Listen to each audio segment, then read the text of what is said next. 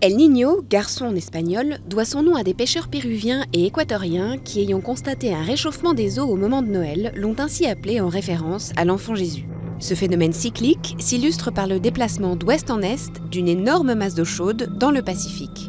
Ce réchauffement des eaux génère une évaporation anormale qui à son tour modifie le régime des vents, transformant le cycle des échanges de chaleur et d'humidité entre l'océan et l'atmosphère.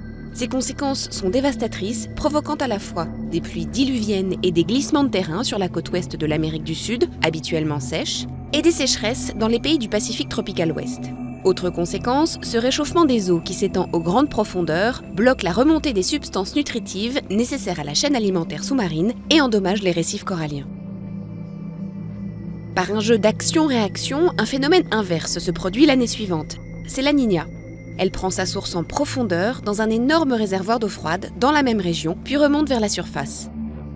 Ces effets destructeurs sur le climat peuvent s'étendre jusqu'en Asie et en Amérique. El Niño revient généralement tous les 3 à 7 ans, mais il est de plus en plus violent et sa fréquence s'est accélérée à la fin du XXe siècle. Toutefois, selon les spécialistes, sa cause n'est pas identifiée et il est impossible de dire si c'est le réchauffement de la planète qui multiplie et aggrave les épisodes El Niño. Prédire son apparition est délicat, mais il peut néanmoins être débusqué quelques mois à l'avance.